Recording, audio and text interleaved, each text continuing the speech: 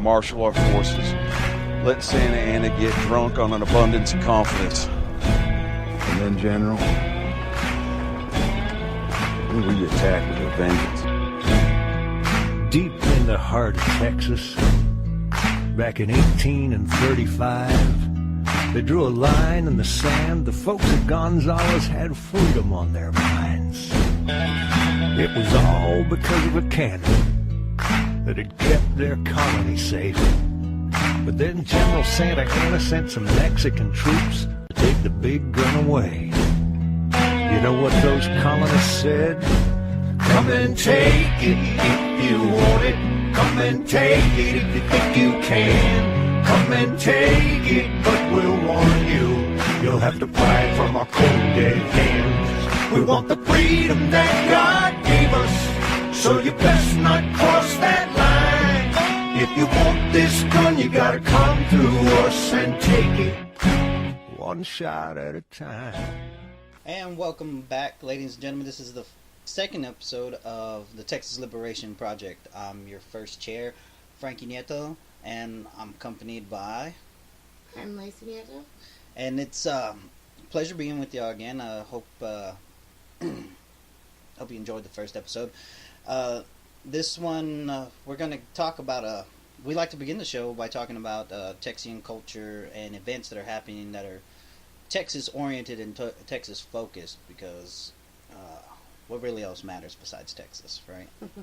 And the key to liberating and self-determination of the Texas people, or the Texian people, would be participating in cultural and historical reenactments, cultural events, just things that make us distinct as a community and people.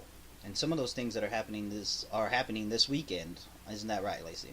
Yeah, actually, tomorrow, October 21st, is open to the general public. The Fort Bend History Association is presenting the 34th Annual Texian Market Days Festival. It's the biggest living history event of the year. You don't want to miss it. Come down, discover more than 150 years of Texas history. They've got all sorts of things to enjoy. Hands-on activities for everyone, battle reenactments, live entertainment, first-person costume interpreters, historic home tours, games, cowboys. Of course, there will be cowboys. You can't forget cowboys. Vintage vehicles, food, craft vendors, and more. It's going to be a really awesome event. Again, that's going to be tomorrow, October 21st. It will be from 9 a.m. to 5 p.m. The tickets are actually really, really inexpensive. Great. Yeah, they're great prices. Yeah. $15 for adults, $10 for children ages 5 to 15, and it's free for children ages 4 and under. Definitely a great place to go and to get your kids involved and immersed in their Texian culture and heritage. Saturday, October 21st, tomorrow as well, Washington on the Brazos has their Living History Saturday. It's on the third Saturday of each month. This is something you can go to every month. Staff and volunteers dress in period clothing to bring to life people and events of Old Washington. It's a great opportunity to discover various aspects of life surrounding the birth of the Republic of Texas. Visit Melissa's Shoulders traveling through town, or try your hand at some early Texas games. Step back in time and discover the spot where Texas became Texas. Activities can vary, and some are weather dependent, so definitely check the weather before you go. Dress and plan accordingly.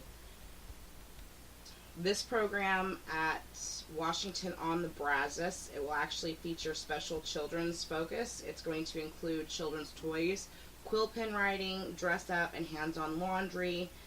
Texas Archaeology Month is now, so there will be hands-on artifact tables for the kids and the adults as well, you know. If you are grown and you still like to act like a child, I'm sure there is something there to stimulate your imagination and reconnect you to your Texian heritage.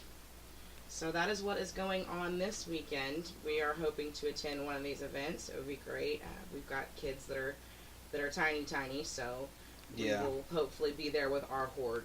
Yeah, they get tired pretty fast too at this age, right? But they always seem to be able to bounce right back up. They have more energy than we do, so a lot of times they win at these events.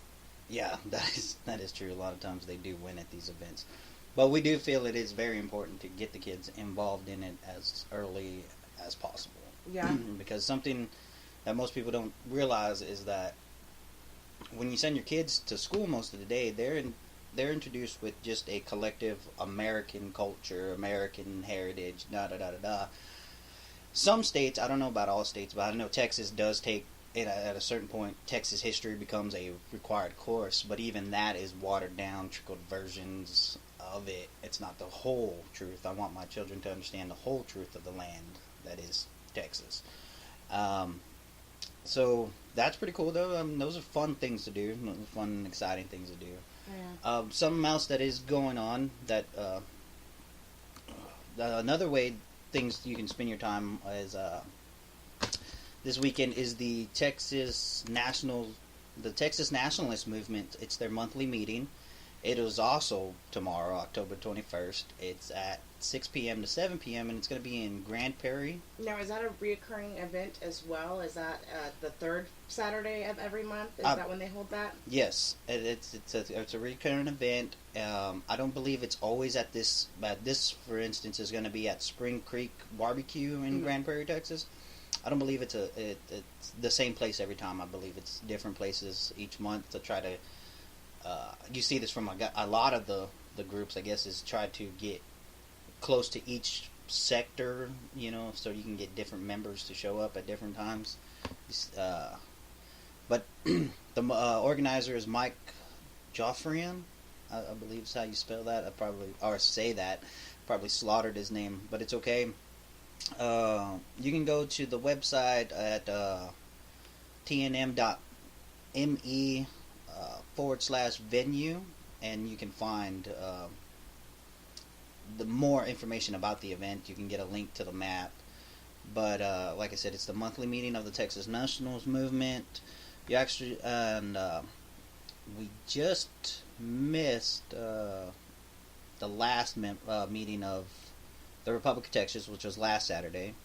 My understanding is they had a bunch of back and forth, a lot of wasted time about talking about renting an RV to go around Texas and spreading the word of the Republic. And at some point, me and Lacie will get into our, for lack of a better term, grievances with the Republic of Texas. But another organization like the Texas Nationals that's working within the current system of government that we have now is freedomtexas.org, and they have meetings on Thursdays. The next one is Thursday, October 26th, so this is after this show, of course. It'll be at 7:30 in Decanter, Texas, at the Pizza Hut there on Washburn Street. So if you're in that area, that's kind of the northeastern Dallas-Fort Worth greater area is where that's going to be. And the Texas Republic, you can find information about them at thetexasrepublic.com, where they haven't put up where their next meeting is, but as a national, I get the information from them, and their next meeting will be in Weatherford, Texas, a place that they've been to before. I think it's it's a restaurant that's at a gas station or a truck stop, something like that. It's kind of odd, but yeah. So that's coming up. That'll be next month, though. That's not until next month, and that's the second Saturday of every month. And as always, if you guys have any events coming up that you would like us to talk about, anything that you would like us to get out there, just hit us up on the Texas Liberation Project page on Facebook and shoot us a message, and we'll get your information out there. Yeah, right now I'm in Facebook jail, though, so you'll have to let Lacie. Lacie's been kind of. Well, that's kind of her brainchild. She put the page together, the group together, and has been maintaining it and giving it content, which I'm very happy with, and she's doing a great job at that. I tend to get kicked off for saying stupid things all the time, but that's just me. So we're coming up on our first break, and when we come back, we're going to talk a little bit about self-determination and independence. Because this show is called The Liberation Project, right? And so the goal is to hopefully liberate Texas, Texans, Tejanos, Texians, Texicans, whatever you identify as. Whichever you want to call it yourself. We don't want to assume your nationality or what you want to call it here. So we'll be back.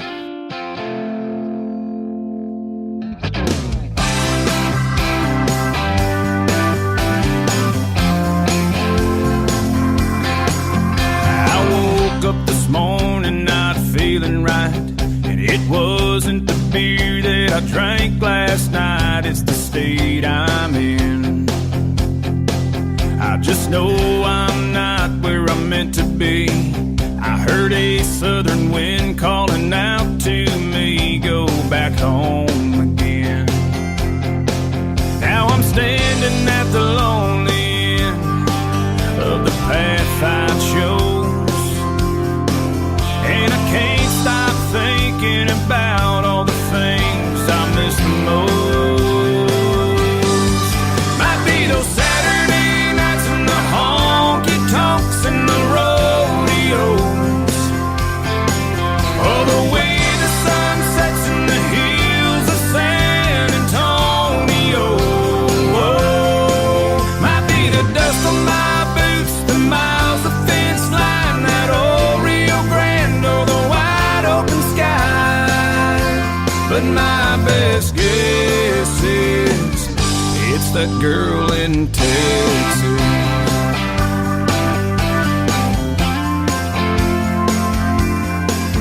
I spent all day packing up my truck. My boss forgot to wish me luck when I said so long. It's high time I undo my mistake, so I'll drive all night down that interstate till I'm all the way gone. And I know deep down in my heart it's what I've gotta do. And if anyone asks me what I'm most looking forward to, yeah, might be those Saturday nights and the honky tonks and the rodeos, or the way the sun sets in the hills of San Antonio.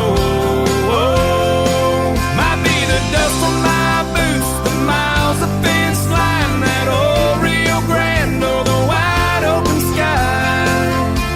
But my best guess is it's that girl in Texas. Yeah, I can't wait to see her smiling face, and I couldn't tell you why I ever left that place. I miss those Saturday nights and the honky tonks and the rodeos, and the way the sun sets in the hills of San Antonio. Her beautiful smile, bright blue eyes, holding her close in the moonlight. What I miss most is that girl in Texas.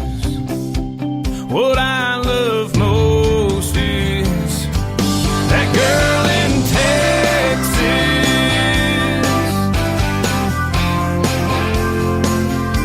That girl in Texas.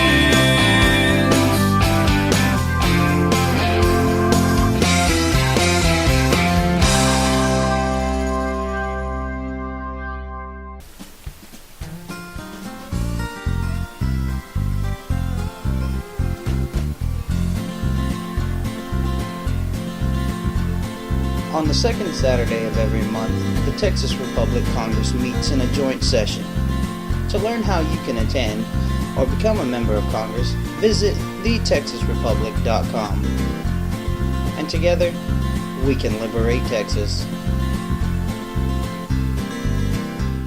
If you want it, come and take it. If you think you can, come and take it. But we'll warn you, you'll have to buy it from our cold dead hands. We want the freedom that God gave us, so you best not cross that line. If you want this gun, you gotta come through us and take it.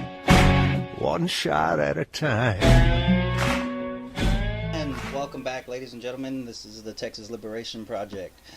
And before we get into the discussions about self-determination, there is something our intro music always makes me want to bring up, and that's the Alamo is currently under siege again. Or some perceive it as being under siege again. And there's actually an organization called, it's a website called SaveTheAlamo.us. And they have an article in there from the Texas Monitor, and in part of it, it gives a rundown about what's going on. And here's sections of it. What began as a focused effort to repair crumbling sections of the Alamo has morphed into a much larger venture with much greater financial needs. Outside consultants hired by the boards envision a makeover that de-emphasizes the 1836 siege by Mexican troops to instead promote unity, not division. We have to make sure that the Alamo is as powerful in the 21st century as it was in 1836, Bush told the San Antonio Chamber of Commerce last year. As one San Antonio official put it, "We'll use the battle of 1836 to draw people in, and then we'll tell them the real story." I didn't know there was much more of a story. Exactly, right? Because before that, it was an abandoned mission. So here it is. Bush touted the Alamo Foundation in 2015 press release headline, "Texas Titan to turn nonprofit into fundraising powerhouse." 2 years later, after expenses, only $50,000 sits in the foundation account, according to McDonald. In the meantime, the state reportedly spent $6.1 million on consultants. It's funny how government always usually spends more money on talking to people about ideas than actually doing the project themselves. We'd like to raise $500,000 for the year. We just started a GoFundMe account, and You can go there and give money to them. There's talks of using money from the state's rainy day fund to do some of these upgrades. But you can read more of that, like I said, at SaveTheAlamo.us. And now some people, like I said, some people view this as an attack on the Alamo again. A re-sieging of the Alamo. And people will tell you that the problem is that it's declared by the UN as a World Heritage Site, and the UN has taken it over, and now it's the UN's, and So that is what brings me to this at the TexianPartisan.com. If you ever get a chance to go to that website, go to it. Spruce, they got some great articles, great opinions about it. And of course, naturally, what drew me to it is that they use the word Texian versus Texan.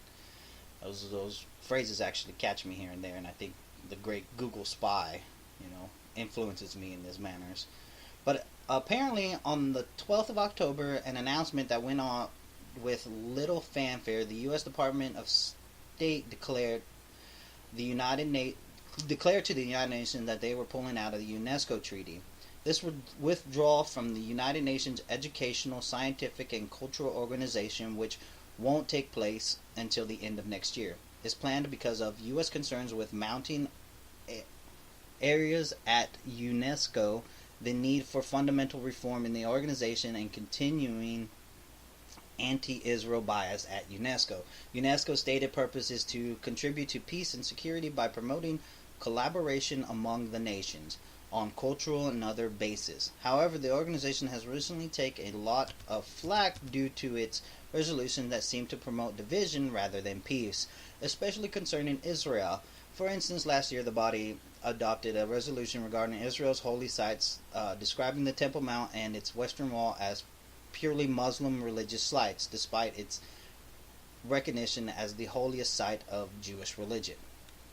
So yeah, as you can see, the article goes on. It's very Jew-biased and pro-Israel, which I don't get about people from the U.S. They are really sold to this whole idea of Israel, even though God says that Israel shouldn't have a kingdom until I return to give it to them.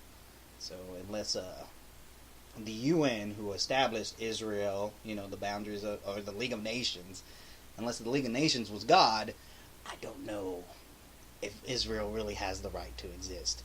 But then again, everyone has the right to exist, right? And that's kind of what the focus of this show should be, is that Texas has the right to exist as its own independent people, and so does Israel. And so does Palestine. There's a bigger conflict there of who really has. But that's a whole nother show. That's a different topic, different time. But something I'd like to bring it on to right now, what we're talking about is Catalonia. Catalonia last week on, well, actually at the beginning of October.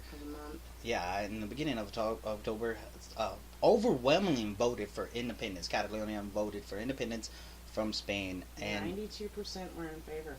92%. I mean, I don't know how much more do you need of people saying, hey, I want out, than that, right? No, I mean, and more than 700 people were injured while they turned out to try and place their votes. So it may have been even more than that whopping 92%.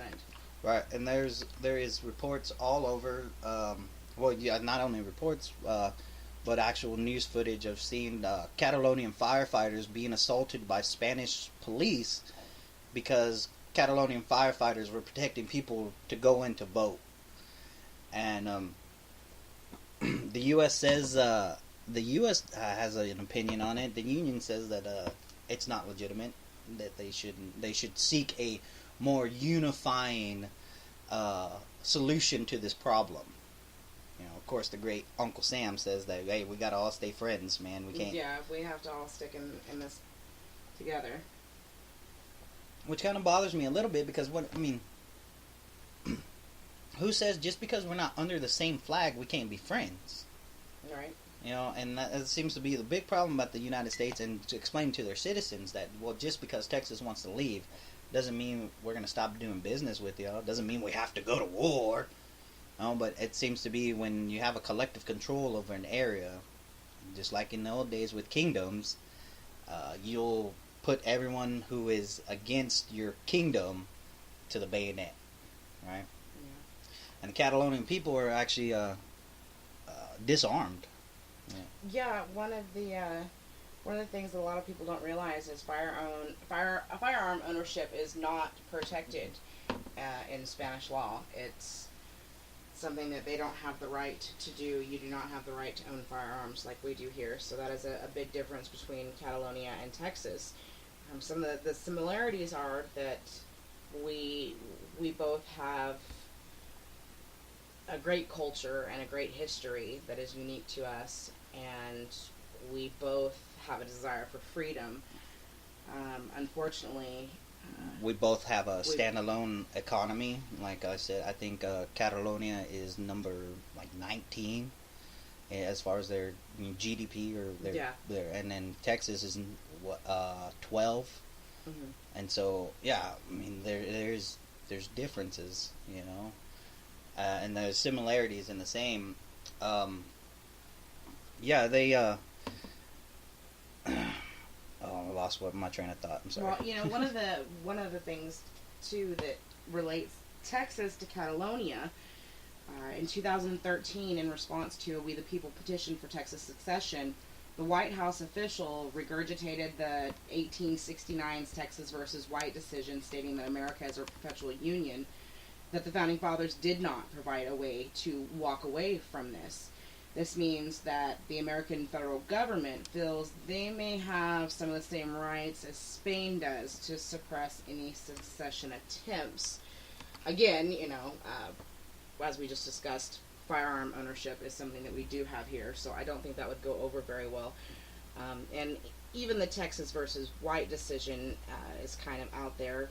While it decided that Texas entered into an indissoluble relationship with the U.S., the courts provided no proof of that, so that's kind of up in the air. But that is another similarity that is there between the Texian people and the Catalonian people, is, you know, the fact that we are faced by the oppressive governments that think they control everything and think that their say is final. Yeah, it's the collective idea that like that judge went in Texas versus White says, oh, it's indissoluble. Wow. There's nothing about that. And then they gave no proof. And this is something that's really interesting when you look at not only Texas annexation but Alaska annexation, friggin' Hawaii's occupation, all this.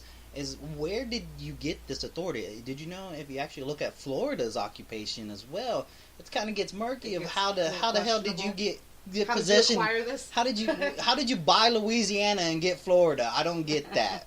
But okay, America, because you had the troops, you had the army, you put the military there, and you rewrite the history. And yeah, and then so you de-educate your people, and so all this pressure though from the Spanish government has gotten the president of Catalonia's attention, of course, and they have come to the decision that come Saturday, tomorrow, you know, it depends when you're listening to the show, but it'll be the 21st, come the 21st, that they're going to make an announcement of a declaration of independence. This is one of the first steps you have to do, from what I've studied in international law. When you're declaring your right to self-determination, you have to declare your independence. And so they're going all out tomorrow. Yeah. The move was announced by Spanish officials despite repeated warnings from Catalonian President Carles Puigdemont that any attempt to remove their autonomy would lead to Catalonia declaring full independence from Spain. Catalonia held a referendum on October 1st, blah, blah, blah. Puigdemont signed an independence declaration last week, but suspended its implementation pending talks with Spain. Spanish officials, however, have ruled out talks and are threatening to jail a number of additional Catalan leaders for sedition. And sedition is a crime here in the Union that people who are seeking Texas independence could be charged under as well, especially if we start gaining ground. Right now, I say this a lot of times because, you know, I keep track of a lot of the movements that are going on, but a lot of the people, just like with that Texian partisan website, I mean, that article right there there's a loyalty to another nation. There's not a heart to Texas. You know what I mean? And you see that a lot in Texas right now, especially with those who call themselves Texans. They still feel a big, strong bond to the Union. And this could cause us to, you know, we talked about that we have firearms, so Texans might not put up with being pushed out of a voting booth so easily, you know, etc. But I don't know if that's true, because I often see them rally around collective ideas, and that goes back to a loss of culture, though, and self-identity. The people in Barcelona or Catalonia seem to not have that problem. They seem to have reasserted their identity. And you see that in Hawaii. We need to see it again in Texas. You know, in the 1860s, when we broke away from the Union for the Civil War to join up. Well, we didn't initially join the Confederate States, but we broke away then because we asserted our dominance, that our culture, our economic basis, and our very way of life is different from you guys over here. So we have to do our own thing. That's why it's so important to get out to these events that are so strong in the Texian heritage and culture, because people need to remember where they came from, remember where their roots are. It's been so pushed into everyone's head that this is not a dissolvable union that they don't even think that that's an option anymore. So we need to get out there and make sure that we are attending these events and representing this culture and this heritage, and make sure that it doesn't die. You know, it's really important to get out to these things and show the world that the Texian people are still here and they are still strong, and we know where we came from, and our history will not be erased. Right. Or revisioned. Yeah. Revised. Reimagined, as they like to say. Like, in real honesty, that's some crazy stuff. The fact that they want to get away and talk about the bigger history of the mission of the Alamo. So what are you going to say, that it was a Spanish mission that ended up being abandoned? And so some Mexicans, you know, used it as a base for a minute, and then some Anglos came in and took it from them. And then these ladies came in, and then some ladies next thing you know, it's a big deal. It's a big deal. So, but Texas has a lot of partners, though, in this movement for self-determination and independence. There's a number of movements within the Union itself. You know, of course, everyone knows a little bit about Texit, And I'm really jealous of those people in the Cali movement, because those dudes, laid some cojones down and went and bought or rented out a building in Russia and they called it an embassy. I mean, that's what I'm talking about. If you're gonna be bold, you have to be bold. And there's a show I listened to called Jack Blood, and one of his catchline is be bold and mighty forces will come to your aid. So if we want to see Texas independence, we got to take up these kind of fire or passion that you see from our eastern ancestors. Like Spain, for instance, Spain has a long history with Texas. We need to remember that, where some of our fellow Texans, Texians, Tejanos, or Texicans came from. But not only is there's movements all over the east and the west. Taiwan, as recently has said, that the president Tsang Ing-wen spoke on Tuesday during the Taiwan National Day celebration. Tsai affirmed that Taiwanese government commitment to remember democracy and freedom or rights obtained through all of Taiwan people's countless efforts. Therefore, we need to use all our power to defend Taiwan's democratic and freedom values and lifestyles, she said. I didn't know they had a female president. Well, that concludes today's show. It's been fun as always, and thanks for tuning in. And we'll catch you next week.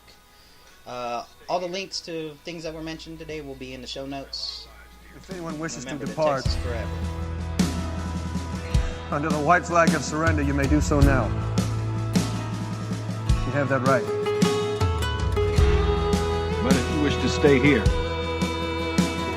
we will sell our lives dearly. It's a single star waving, so proud and tall. It's the smell of gunpowder on the Alamo walls. A red Corpus sunset, hill country blue bonnets, brisket at Cooper's, Joe T's enchiladas. It's floating the Frio, cold beer in hand. It's a couple two-step into a twin fiddle band. It's a Saturday rodeo, Friday night lights, the prettiest girls you ever seen in your life.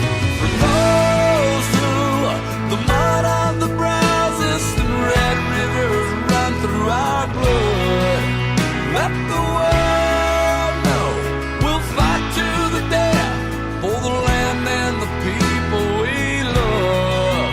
Gather around, friends, it's time for a toast. Let us raise up and call one together. Texas forever.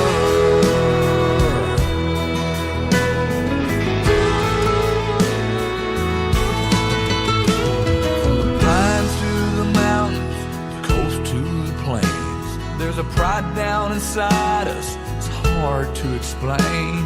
But if ever you were one, then always you'll be. You may wander this world, but your heart never leaves. As long as cowboys still saddle their horses to ride, out here there's just some things that won't ever die. Like a ghost in the alley of some 6th Street bar, you can still hear the ringing of Stevie's guitar. For those who the mud of the browsest and red rivers run through our blood, let the world know we'll fight to the death for the land and the people we love. Gather around, friends, it's time for a toast. Let us raise up and call one together. Texas forever.